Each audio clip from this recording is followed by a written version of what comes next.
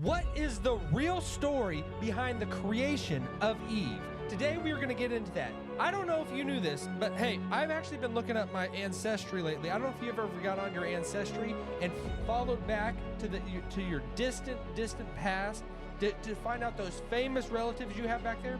But if you go back far enough, if you go back to your great and however many grades, I'm not going to be able to say enough. Your great-grandmother is the same great-grandmother that I have, Eve. We are distant relatives. I don't know if you knew that, but we are. And we're going to get into that, in finding out this mysterious woman that is our grandmother, Grandma Eve. We're going to talk about the real story of the creation of Eve. Stick around. Let's get into it.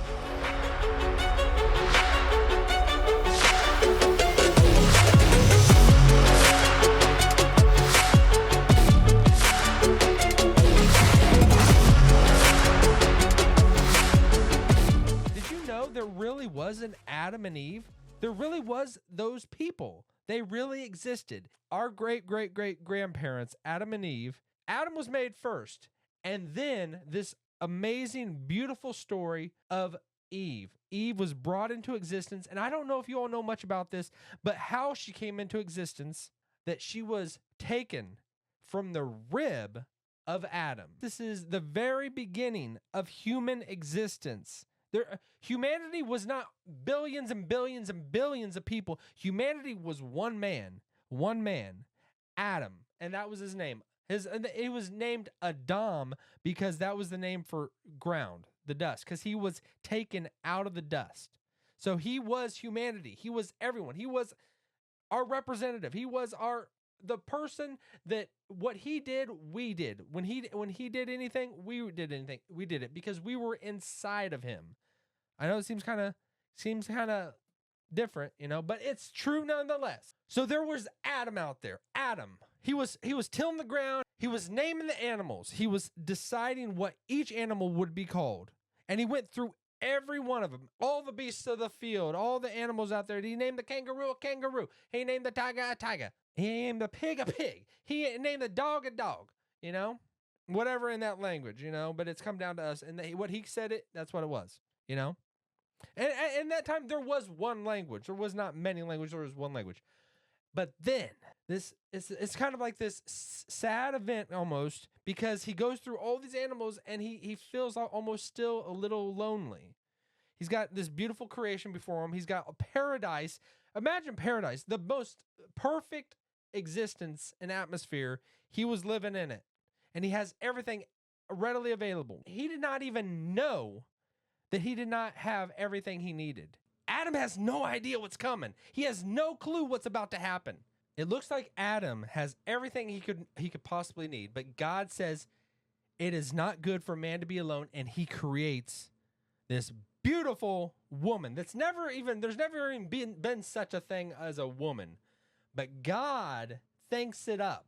God creates it. And the Lord God caused a deep sleep to fall on Adam, and he slept. And he took one of his ribs and closed up the flesh in its place. Then the rib which the Lord God had taken from the man, he made into a woman, and he brought her to the man. We're just going to leave it right there.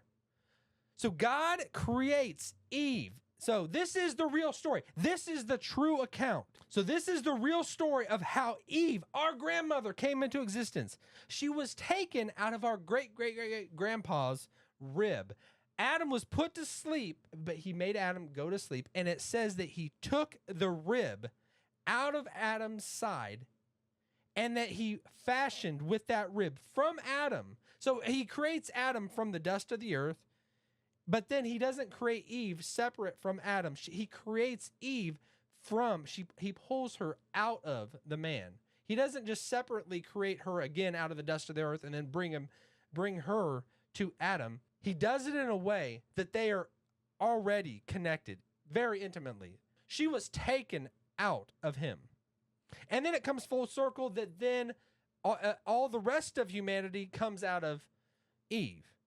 Everyone comes out of Eve. So that a woman was taken from man, and then man comes out of woman. And it comes full circle, This is the real story, the real event of what took place. And it's a beautiful story.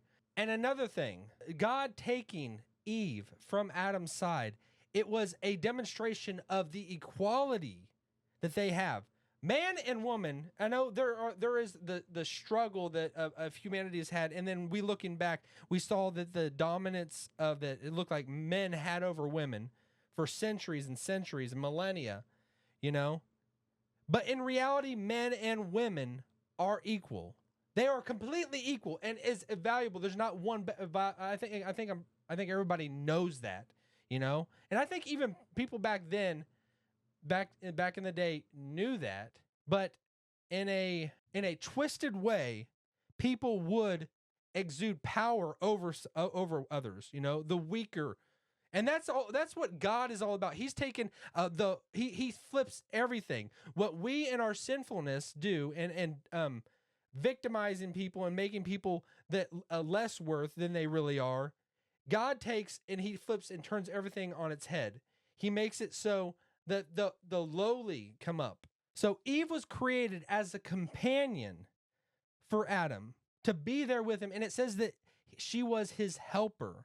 So Adam and Eve, they are of the same, you know, of value, but they do have different roles. That's why there is that difference. You know, God made it man and woman, you know, to be together. And there's beauty and complementary roles that they have with each other. There's things that a mother can provide to the children that a man doesn't have as great of ability to do. And there's things that a man can provide to children that women do not have as great. You know, that's not to say that there's not, and I gotta be careful here. Gotta be careful. Because I don't want to come out sounding like the stupid way. You know, I don't want to sound the stupid way.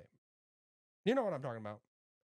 Everyone knows what I'm talking about. You know, women are amazing. I'll just leave it at that. I might just say women are amazing and leave it at that. But all of this has a deeper layer of mysterious meaning and what it conveys and what God's purpose in creating Adam and then Eve. Then it's described as like the role that the woman has and the role that the man has, that God functions almost as in our relationship with him. He is the husband. We are the bride. We are the bride, and that is the deeper, mysterious meaning that it talks about, and that's fully revealed in the New Testament with Jesus coming. He is the bridegroom, it says, and that the people of God are his bride. That they are. There is an element that he is the protector. He is the champion. He is the defender. He is our hero, and we are his beautiful bride. Later on in the New Testament, when it talks about that mysterious reality that's presented to us. Now, this is in the context of Paul talking to husband and wives in the book of Ephesians. And he pulls from this verse that we didn't read it back there in Genesis, but it was going to be that following verse that we didn't touch on. But Paul, writing to this church in Ephesus, he quotes this verse. And then he's going to talk about this amazing mystery, that this displays God's beautiful plan and relationship that he's going to have with his people, that he had planned out before the world began, and he brought it into existence. That representation was going to be Adam and Eve, that their relationship, and then all of husbands and wives throughout human history. This is Ephesians 5:31, and then I'm going to read through 33. I'm going to read for Ephesians 5:31 and 32, because we're not going to go down the whole husbands and wives type of thing, but we're specifically focusing on Eve, creation, and the purpose of God's creating Eve. For this reason, a man shall leave his father and mother and be joined to his wife, and the two shall become one flesh. This is a great mystery, but I speak concerning Christ and the church. Whoa! Ho! Paul just snuck one in there, didn't he? He snuck it in there. And we were not expecting that. In that context, Paul's writing about husbands and wives. Just think, and he's talking about housekeeping things. And he just slips this one in there, and he says, he's talking about the husbands, love your wives. That is your job, husbands, love your wives. And then he says, this mystery is great. And in this context, the husband and the wife, and he says, but I'm speaking of Christ and his church. That is the mystery that began in the Garden of Eden with the creation of Adam and then Eve from Adam. that God made it this way, made in the image of God. That is the relationship that God said, Adam, you are to love your wife, and Eve, you are to respect your husband. Full stop. Okay, full stop. So this creation story has huge ramifications for us in our life. One, I want to bring this up in this divided culture that we live in, you know, and in this divided world, you know, it's easy to be isolated and think America is everything, America everything, nothing else matters, America, which I'm for all, like, let's do everything we can for America. But the universal brotherhood and sisterhood of believers stretches across all ponds, across all oceans, that we all are of the same humanity. As it says, Paul says, he says, God, we are all his children. We are all his children. You know, we are his offspring. He uses that example. There is a uniting factor that we have with everyone, and that we all came from our first parents, Adam and Eve. So realizing this fact that Eve, that beautiful story that happened way back in the day. So this relationship that God established between the man and the woman, and that is to represent his relationship to his church, to his people, whatever you want to call it. It's his people throughout human history. It is to show that God is going to have that closeness with us for all eternity. There's nothing going to be separating us. It says that Adam and Eve, God made it so that you are one flesh. You're no longer two, you are one. And this is the relationship that we will have with our God. We will no longer be two. We will be one. We will be one. It's not pantheism. It's not we will become God. It's not that. So let me make that clear. But it is that relationship that we will have with him, that we will be partakers and sharers in the divine nature, that we will be so united with our God. And it all started, and it all came about with the creation of Adam, and then the creation of Eve, that beautiful picture, him pulling her out of his side and then making them one flesh. So you are one with God. You are close with God. You know, that Jesus is that bridge that unites us to God. He is that bridge that connects us to God, that restores that relationship. So realizing that fact, there is no separation between you and your Father in heaven ever, and there never will be, ever. So I hope you all take something away from this. I hope that this blesses you in some form or fashion. I hope you all have a wonderful day. I hope you have a wonderful week, and I will see you in the next one. So we hold on and enjoy the ride.